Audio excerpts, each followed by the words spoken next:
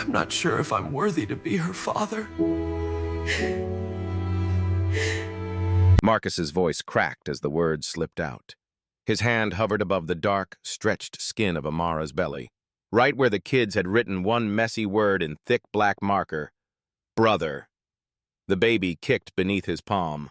Zoe shrieked with laughter. "See? He likes you!" Zion beamed. "Told you he's our brother, Dad!" Marcus didn't answer. His shoulders trembled, eyes shining in the dim glow of the living room. For the first time in years, the man who owned the brightest house on the hill looked like he might completely come apart. To understand how one crooked word on a pregnant woman's belly could break a man so carefully guarded, you'd have to go back to the day Amara first climbed that hill, back to when the house was still spotless, silent, and very, very cold. The glass house sat high above Los Angeles, all steel lines and clean angles, like it had grown out of the hillside just to look down on the rest of the city. From far away, it looked perfect. Up close, it felt like a museum. The kitchen counters shined, but there were no cereal bowls left in the sink. The living room had expensive couches that nobody slouched on. In the hallway, a giant framed photograph showed Marcus and his late wife, Lena, laughing on some vacation in Italy, frozen in time, smiling at a future they never got. Lena had died 3 years earlier in a car crash on a rainy highway. Since then, the house had stayed exactly the same. Marcus Reed, tech billionaire, genius founder, and cover boy of business magazines, moved through it like a ghost with really good Wi-Fi. He worked from his home office 12, sometimes 14 hours a day. Calls, meetings, deals, graphs, anything that kept him from staying in the kitchen too long.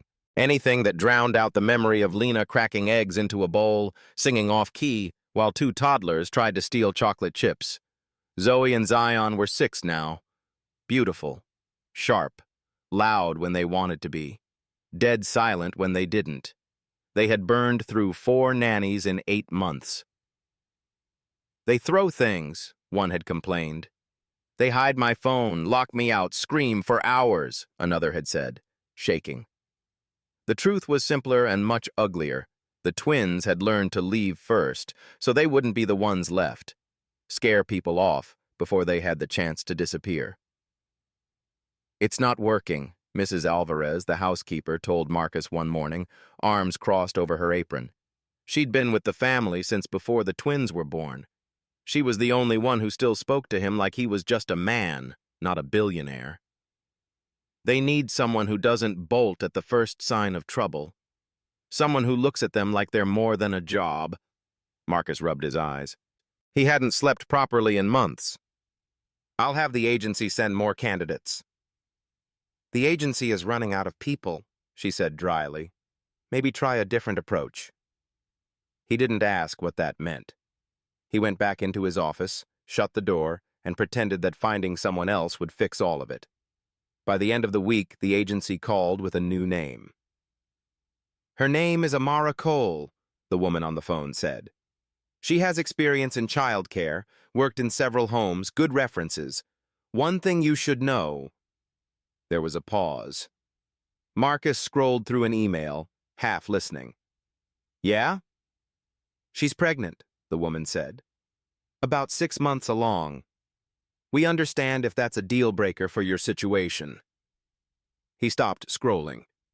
In the corner of one security monitor, he could see Zoe and Zion in the backyard, throwing a ball toward the pool, letting it drift just out of reach. Testing themselves. Testing the world. "Will she be able to work for a while?" he asked. The doctor's note says her pregnancy is normal. She's healthy. She just needs something stable, and she's willing to live in. Honestly, Mr. Reed, she's kind with difficult kids. I'd at least talk to her." He hesitated, then exhaled. "Fine. Send her up on Monday." He hung up. He didn't realize it yet, but Monday was the day his perfect, empty museum would start changing shape. The bus dropped Amara at the bottom of the hill. From there, the walk was all incline. Concrete giving way to expensive stone, palm trees getting taller, houses getting bigger. Her small suitcase rattled awkwardly behind her. The winter sun was soft on her deep brown skin, but sweat gathered at her temples anyway. Her hand rested on the top of her belly as she walked, fingers splayed in a protective curve.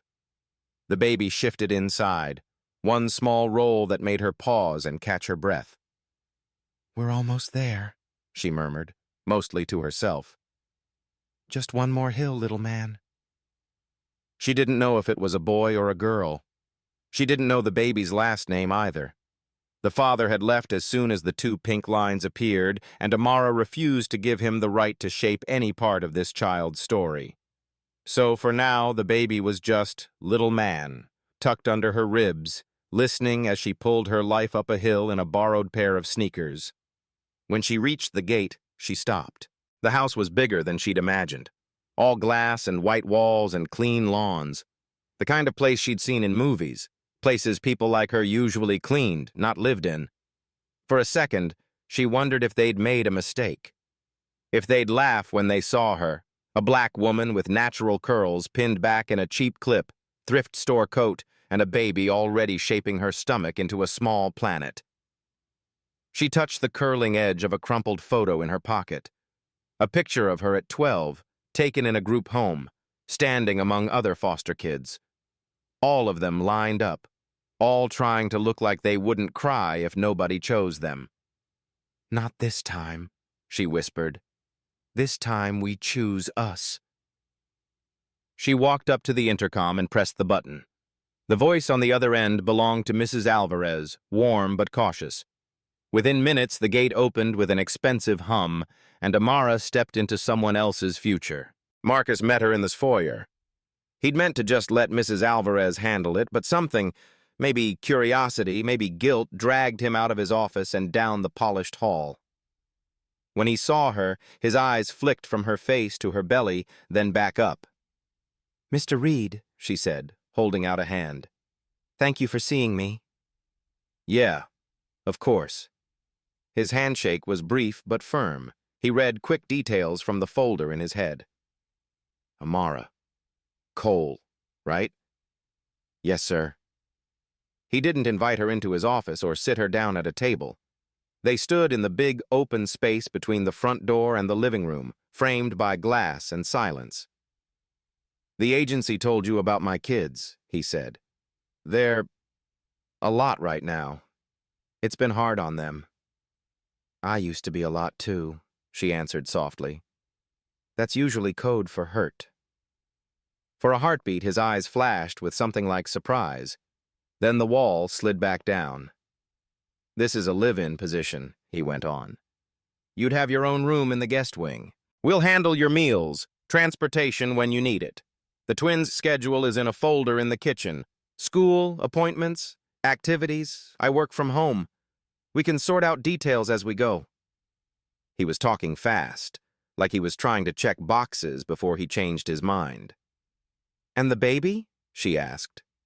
He blinked. "What about the baby? Are you okay with me being here with him? Or her?" There was no wobble in her voice, just a calm question from someone who'd heard no too many times not to ask it straight. Marcus looked at her belly again. For a second, the image of Lena flashed in his mind, her hand on her own stomach saying, "Maybe one day, 3 kids, right? 2 at once and 1 later. I want the house full." He swallowed. "As long as you can do the job, it's not my business," he said quietly. "We'll make adjustments when you need to rest." She nodded. "I can do the job." He stepped back, already half-turned toward his office. "Mrs. Alvarez will show you around." "Welcome to the house, Ms. Cole." He left her standing there with her suitcase and her baby and her careful hope under a skylight that made her feel more exposed than welcomed. Mrs. Alvarez appeared at her side within seconds, all bustle and gentle clucks. "Come, mija," she said. "Let me show you the battlefield." The twins did not say hello. They were in the playroom, a bright, perfect space full of toys that looked barely touched. Zoe sat on a beanbag, a book open on her knees, but her eyes weren't moving. Zion was building a tower of blocks just to knock it down, over and over. "Kids," Mrs. Alvarez announced, "this is Ms. Amara. She's going to be staying with us and helping take care of you." No response. Amara's chest tightened, not from being ignored, that was familiar, but from the way they ignored. Like they'd seen this scene before and already knew the ending. "Hey," she said softly. "Zoe, right? And Zion?" Two small pairs of dark brown eyes flicked up at her, quick and sharp, then dropped away. Amara didn't step closer. She didn't plaster on a fake enthusiasm voice. She looked around the room, spotted a basket of art supplies shoved into a corner, and walked over. "Can I borrow these?" she asked, more to the room than to them. No one answered. She took that as a yes. She sat cross-legged on the floor, slow and careful, easing herself down with one hand braced on the carpet and the other on her belly. She pulled out markers, big sheets of white paper, and started to draw. Not well, but joyfully. A crooked house, a lopsided sun, little stick people with wild hair, a cat that looked more like a potato with ears. She hummed under her breath as she drew, something soft and off-key, her own thin echo of Lena's long-ago songs without even knowing it. It took about 10 minutes before she felt someone sit down near her. Zion first. Then, after a quiet war within herself, Zoe. "What are you doing?" Zoe asked, trying to sound unimpressed. "Making this place less boring," Amara said. "Want to help?" Zion leaned in, sniffed. "You smell like syrup," Amara laughed. "That's probably the waffles I had for breakfast." "Mom used to make waffles," Zoe murmured, almost to herself. Amara pretended not to catch how her voice trembled around the word mom. Instead, she pointed at her own drawing. "Okay, art critics. What's missing?" "Windows," Zoe said. "And a dog." "Car," Zion chimed in. "And a pool." She slid the markers toward them. Within minutes, the paper was full of color. Lines overlapped, shapes collided. Somebody drew a rainbow over the house for no reason other than that it was pretty. Mrs. Alvarez watched from the doorway. In the hallway camera, Marcus watched from his office, eyes narrowed, a frown carved between his brows. Not angry, just confused. The twins weren't throwing anything. They weren't yelling. They weren't pretending she wasn't there. They were laughing. He turned the monitor off. He didn't want to feel whatever that sight was trying to wake up. Days slipped by. The house stayed the same on the outside, still shiny, still impressive. But inside, tiny shifts began. In the mornings, the kitchen smelled like eggs and waffles, not just coffee. Amara cooked simple things, standing on the mat in front of the stove with one hand always unconsciously resting on her belly. "You don't have to do all that," Mrs. Alvarez protested the first time, wiping down a spotless counter. "I like to," Amara said. "Besides, he kicks less when I'm feeding us." The twins began orbiting the kitchen more often, drawn by the smell, by her soft humming, by the way she always saved the first waffle, slightly crooked, a little too brown on one side, for them to split. "This is how my mom used to make them," Zoe said one morning, syrup on her chin. Amara smiled. "Then your mom had good taste." Marcus never stayed long enough to eat, but he paused in the doorway more often now, watching, listening to the quick-beat rhythm of Zoe's chatter, the way Zion argued about which cartoon character would win in a fight, the way Amara laughed like it didn't hurt. Some afternoons, the kids would drag every blanket they could find into the living room and build forts. Amara crawled through them slowly, belly almost taking out a pillow wall, and declared each one a new kingdom. "What's his name?" Zion asked one day, poking lightly at her stomach. "We don't know if it's a boy or a girl yet," Amara said. "But I call him Little Man." "Little Man," Zoe repeated, testing the words. Is he gonna have a dad? Amara's breath caught. I don't know, she said honestly. Right now he just has me, and whoever else decides to love him. Zoe went quiet. Her fingers traced small circles near Amara's belly, hesitant, as if she was asking permission with each touch. I think he should have a brother, Zion said firmly. Or two, me and Zoe. Yeah, Zoe agreed. We could show him where the good snacks are. Amara laughed, blinking back sudden heat behind her eyes. I'll let him know he's got people up here looking out for him. Later that night, Marcus sat alone in his office watching a security clip. In the grainy footage, he saw Zoe's hand resting on Amara's belly, saw Zion laying his cheek against it, whispering something. He turned the volume up. You can't leave, Zion's tiny voice said, muffled. Okay? We already know you, so you can't leave. Amara's voice was low, rougher than usual. I'm not going anywhere if I can help it. You promise? Zoe asked. I promise, Amara said. Marcus hit pause. His reflection stared back at him from the dark monitor. For a second, he saw his own kids, age 3, on another set of blurry footage, this time with Lena. Flour on their cheeks. Lena's voice saying, I'm not going anywhere, babies. I'll always come back. He'd believed that. The highway had believed something else. He scrubbed a hand over his face and shut the screen off. He didn't want to think about promises right now, especially not the ones he hadn't been brave enough to make. The day everything shifted started like an ordinary Tuesday. The sky was clear. The twins were home early. Marcus had 3 back-to-back calls lined up, a new acquisition hovering just over the horizon. Amara was tired. The baby had kept her up half the night, turning like a slow storm inside her. By mid-afternoon, her back ached, feet throbbing, but the twins still had energy to burn. Let's play tag, Zion shouted. Let's bake, Zoe countered. What if we do something that doesn't require me to run or stand? Amara said, lowering herself onto the couch with a groan. Because your little roommate here is heavy today. Zion's eyes lit up. We can draw. Paper, Zoe said, already sprinting toward the art basket. Not on the walls, Amara warned. Your dad will actually explode. Zoe stopped halfway across the room, thinking hard. Then her gaze slid back to Amara.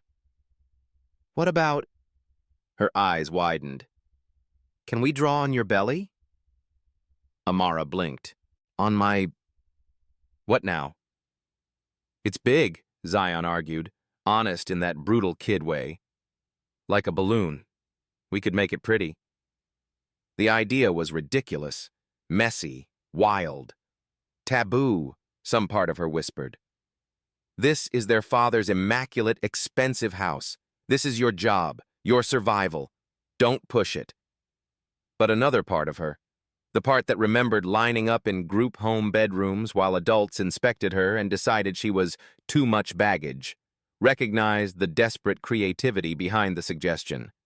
They weren't just asking to draw on her skin, they were asking to leave a mark somewhere that wouldn't be scrubbed off a wall the next day. Okay, she said slowly. One rule, markers only, no paint. The twins exploded into action. Minutes later, Amara was lying on the couch, shirt rolled up just enough to reveal the curve of her belly. Her skin glowed warm and deep in the afternoon light, stretched smooth over the shape of the child beneath. Zoe uncapped a purple marker first. I'm gonna draw a house, she announced. Make it big, Zion said. Big like this one, but not so quiet. Amara closed her eyes, feeling the tickle of felt tips gliding over her skin. A house appeared near her belly button. A crooked sun.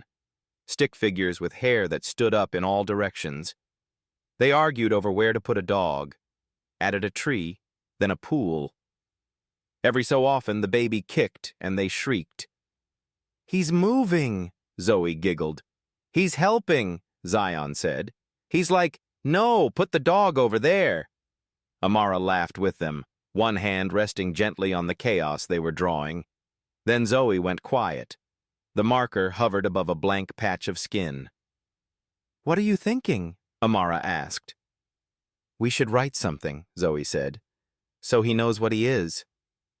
"A baby," Zion guessed. Zoe bit her lip, thoughtful. "No," she said slowly. "So he knows he's ours." She grabbed a black marker, uncapped it with her teeth, and leaned in. Amara felt the slow, careful strokes, each letter etched with more determination than skill. When Zoe leaned back, there it was, right in the center of Amara's belly, standing out against her dark skin in clumsy black lines. Brother. The spelling wasn't perfect. The letters wobbled, but the claim was unmistakable. "There," Zoe said, satisfaction softening her face. "Now he can't forget." Amara swallowed hard. "You don't think maybe your dad should—" "Dad doesn't get to decide everything," Zion cut in. "We decide this." His certainty made something in Amara's chest ache. Just then, a shadow fell across the doorway. Marcus stood there, briefcase in hand, just in time to see his 6-year-old children sitting around his pregnant Nanny, drawing on her belly like it was a living canvas. His gaze snagged on the word, brother. For a moment, nobody moved. Zoe's face went pale. Zion's shoulders tensed, bracing for the explosion they were used to from adults when rules got broken. Amara's heart hammered. She started. "They were restless, and I thought—" Marcus didn't yell. He didn't say anything at all. His eyes were locked on that one word, shining from her skin like graffiti on a monument. He set his briefcase down very carefully. "I have a call," he said, voice flat. "We'll talk later." He turned and walked away. The kids didn't see his face as he left. Amara did. He didn't look angry. He looked terrified. Marcus didn't go to his office. He went to the den, dark, quiet, rarely used, and shut the door. He sank onto the leather couch and pressed his hands over his eyes. On the inside of his lids, he saw Lena at the kitchen table, pregnant with the twins, drawing hearts on her own belly with a cheap pen, laughing when the ink smudged. "We can't keep them safe from everything," she'd said once, eyes serious for just a moment. "But we can promise them we'll show up, that we'll choose them every day." "Easy for you," he'd teased. "You're better at feelings. I'm just the guy who builds robots." She'd thrown a napkin at him. "You're the guy who's going to be their favorite person. You just don't know it yet." The robots turned out fine. Fatherhood hadn't. He'd been there, physically, money, food, school, all the logistics. But after Lena died, some essential part of him had curled in on itself, like paper near flame. He had never looked at his children and said, "I choose you," without hearing the echo of everything he'd already lost. Now his kids had chosen someone else all on their own, chosen her baby even, chosen to draw the word brother on a stranger's belly and claim that child before he was even born. And what had he done? He'd walked away. Coward. He sat there for a long time, until the light shifted and turned the room the color of late afternoon regret. Eventually, he made himself move. He checked the hallway cameras, watching the footage from earlier. In the grainy clip, he saw his kids laughing, saw Amara trying to apologize with her eyes. He zoomed in on the word again. Brother. If that child was their brother, what did that make him? A landlord? A paycheck? A man who lived down the hall? Something inside him twisted, tightened, snapped. When his next meeting reminder chimed on his laptop, he closed it. For the first time in months, he cleared his schedule for the evening. He didn't know exactly what he was going to say, but he knew he was done watching his own life from a screen. By the time evening fell, the marker drawings on Amara's belly had smudged a little, the edges softened by the fabric of her shirt and the heat of her skin. The word, though, was still there. Bold, unapologetic. The twins begged for just one more cartoon after dinner. Amara, exhausted, curled up at the end of the couch, one hand on her side, breathing through a mild cramp. They didn't hear Marcus come in. "Bedtime is in 10 minutes, he said. 3 heads snapped toward him. "You don't usually do bedtime," Zoe said cautiously. "I'm working on changing that," he replied. There was an awkward shuffle as he sat down on the other end of the couch. Zoe and Zion looked at each other, then slowly, like training skittish animals, scooted closer. Amara stayed very still, not wanting to disturb whatever delicate thing was forming in the air. Zion's gaze dropped to her stomach. "Dad, look," he said quietly. "We did something." "Yeah," Marcus said. "I saw." He hesitated, then shifted, kneeling on the carpet in front of the couch so he was level with them. "Can I see again?" he asked Amara, voice almost shy. She swallowed. "Sure." She lifted her shirt just a little, exposing the faded drawings, the slightly crooked house, the sun, the tiny stick people, and the word brother. Marcus stared at it. "This is a big statement," he said slowly. Zoe's chin jutted out. "We mean it." "You barely know him," Marcus murmured. Zion frowned. "We know enough. He lives here." He tapped Amara's belly gently. "For now." "Yeah," Zoe added, "and he listens to us. We tell him stuff, like when we're mad or when we miss Mom. He kicks sometimes. That means he heard." Marcus's throat tightened. "You talked to him about your mom?" he asked. Zoe nodded. "No one else listens when we talk about her." Amara flinched at that, guilt flickering across her face, even though they hadn't meant it as an accusation. She had listened, every afternoon, in small doses. She just didn't have a piece of their past to offer back. Marcus felt something vast and hollow open inside him.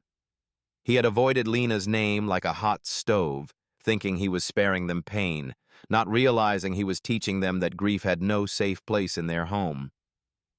"Can I?" he asked, surprising himself. "Can I talk to him too?" All 3 of them stared at him. "You want to?" Zion asked, suspicious and hopeful all at once. "I think I need to," Marcus said. He looked at Amara for permission.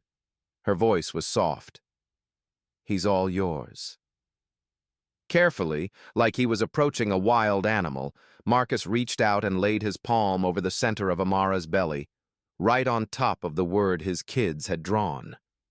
Her skin was warm under his hand, alive. The baby shifted, slow at first, then, thump, pressed back against his touch. Marcus sucked in a breath. The room went utterly quiet. And in that silence, everything that had been held back for 3 years rushed up at once. "I'm not sure I deserve to be his father," he whispered, more to his own hand than to anyone else. Zoe's face crumpled. "Why not?" Marcus fought to keep his voice steady. "Because I already messed it up with you 2. I keep hiding, being in the house but not really here. I don't know how to be what you need." Zion's eyes filled, but he didn't look away. "We just need you," he said. "Even if you're bad at it." A laugh broke out of Marcus on a sob.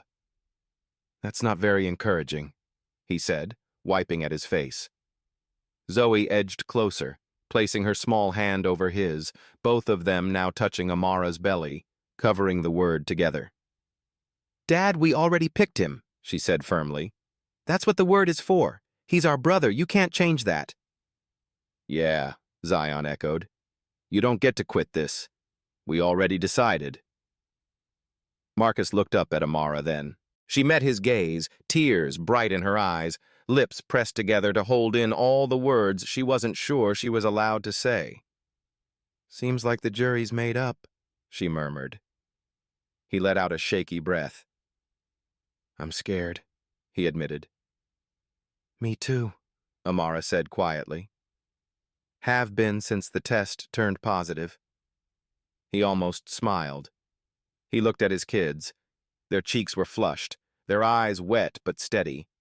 They were watching him like people standing on a ledge, waiting to see if the person holding their hand would step forward or vanish. "You know what Mom used to say?" he asked hoarsely. Zoe blinked. "You never talk about her." He swallowed.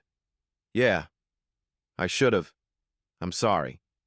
He drew in another breath. "Your mom used to say we don't get to choose what happens to us," he said. "But we do get to choose who we show up for, and how many times we try again when we get it wrong." He shifted his weight, both knees pressing into the carpet, like a man at an altar built out of couch cushions and kids' drawings. "I can't promise I'll be perfect," he said, "but I can promise I'll show up. For you, for him, for all of you." The baby kicked again, harder this time. Zion grinned through his tears. He said yes. Amara laughed, a sound that was half sob. Marcus's shoulders shook. Zoe reached out with her free hand and tugged at his sleeve. "Come here," she whispered. He leaned forward. The twins folded into him, small arms wrapping around his neck, faces pressing into his shoulders. He hadn't let himself cry in front of anyone since the funeral. The first sob tore out of him like something breaking loose from deep inside his chest. He cried into their hair, into Amara's lap, into the quiet hum of the house finally filling with the sound it had been built for. Family. Change didn't happen overnight, but it did happen. Marcus started small. One breakfast a week where he actually sat down and ate waffles with his kids instead of grabbing an energy bar on the way to his office. Then two. Then suddenly he found himself arguing with Zion about whether superheroes could be sad, listening to Zoe explain why villains were sometimes just lonely people who made bad choices. He moved his afternoon calls so he could do school pickups twice a week. He learned which playgrounds had the best swings.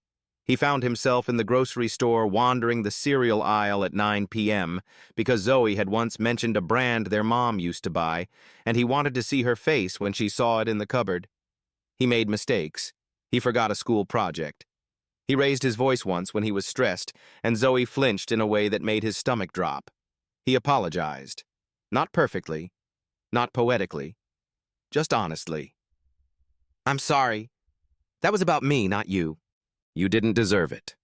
Every time he did, something in the twins' posture loosened, as if a knot they'd learned to carry was slowly, carefully being untied.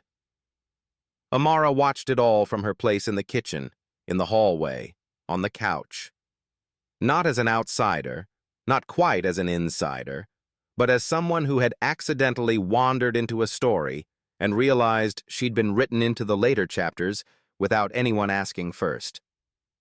One night, after the kids were in bed, Marcus found her sitting at the big table, a cup of tea cooling beside her.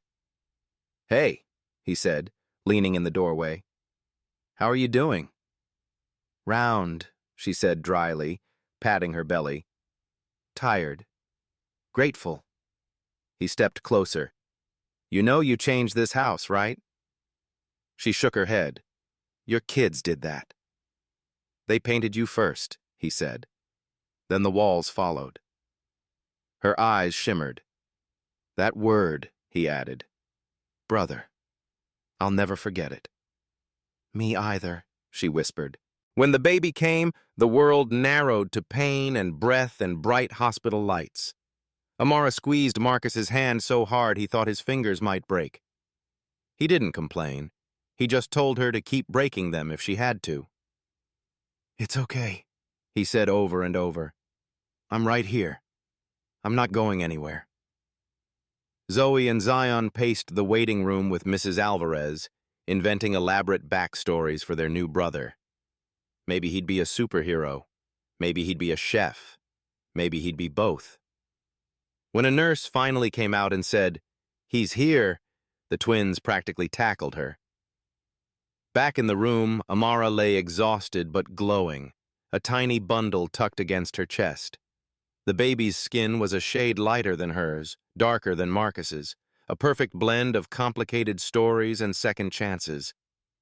"Hey, little man," Marcus whispered, brushing a fingertip over the baby's fist. "Welcome home." They named him Noah, not because of the ark or the animals, but because Amara liked the way it sounded when she said it, like a breath let out after holding it too long. Noah Cole. Later, back at the house, the first picture that went up on the fridge wasn't a polished family portrait. It was a photo Zoe snapped on Mrs. Alvarez's phone. Amara in her hospital gown, sweat still drying on her forehead, Noah on her chest, Marcus leaning in close, all of them pressed together over a smudged, faint word still barely visible on her skin. Brother. Years passed. The glass house on the hill didn't get any less expensive, but it got a lot messier. Finger paint handprints marched crookedly up one hallway. The backyard sprouted a trampoline, a mismatched set of lawn chairs, and a plastic kiddie pool that refused to die even after 3 summers of sun. The kitchen became the loudest room in the house. Noah learned to walk there, tiny feet slapping on tile as Zoe and Zion cheered. He learned to talk at that table, mispronouncing everyone's names and renaming Mrs. Alvarez Abby, a title she wore like a crown. Marcus learned to cook things more complicated than grilled cheese. Sometimes he burned dinner. Sometimes he ordered pizza and called it being flexible. At night, when the city lights blinked up at them from below, he and Amara would stand by the window, shoulders touching, watching the kids build forts out of couch cushions. They never sat down and labeled whatever they were to each other. But there were rings, and papers, and a day, quietly celebrated, when the twins decided to start calling Amara Mom. On a warm evening about 5 years after that first hill climb, Noah, now a tornado in little sneakers, found a framed photo in a box in the closet. "Who's this?" he asked, dragging it out to the living room. In the picture, Amara was very pregnant, lying on the couch, laughing. Zoe and Zion were sprawled next to her, faces painted with concentration as they drew on her belly. The word was there, bold and black, and immortalized by the camera. Brother. Noah squinted. "Is that me?" "In a way," Zoe said, taking the frame from his hands. "That's the day we told the world you were ours." Noah frowned. "But I wasn't born yet." "Didn't matter," Zion said. "We picked you anyway." Noah considered that for a second, then nodded like it made perfect sense. He took the frame back and marched into the kitchen, where Marcus and Amara were cleaning up dinner. "Hey!" he called. "Can we hang this up?" They both turned. When Amara saw the photo, she went still. Marcus stepped closer, his hand finding the small of her back. "Wow," he breathed. "I'd almost forgotten that day." "I didn't," Amara said softly. Noah held it up like a trophy. "Did you know I was going to be awesome already?" Marcus laughed. "We had a feeling." "Can we put it here?" Noah pointed to a blank spot on the wall between the kitchen and the hallway. "Seems like the right place," Marcus said. They hung it there together. As they stepped back, the picture caught the late sunlight, the word at its center glowing for just a moment. Brother. Not a label made by blood. A promise written by 2 scared kids in marker. A promise that had somehow, against the odds, come true. Outside, the sky over Los Angeles flushed gold and pink. Inside, 4 kids argued over whose turn it was on the trampoline, and 2 adults stood shoulder to shoulder, watching their family spin around them like a universe finally finding its shape. Some houses are built out of glass and steel. This one had been rebuilt, slowly, painfully, with waffles and apologies, messy drawings and second chances. and with one word, spelled a little crooked but holding steady, brother. If this story brushed up against something in you, a memory of the family you were born with or the one you chose along the way, you're not alone. Sometimes the people who write their names on our lives don't share our last names at all. If you'd like, you can leave a few words for Marcus, for Amara, or for the kids, maybe for your own little man, somewhere just so the promise doesn't stay only on the page.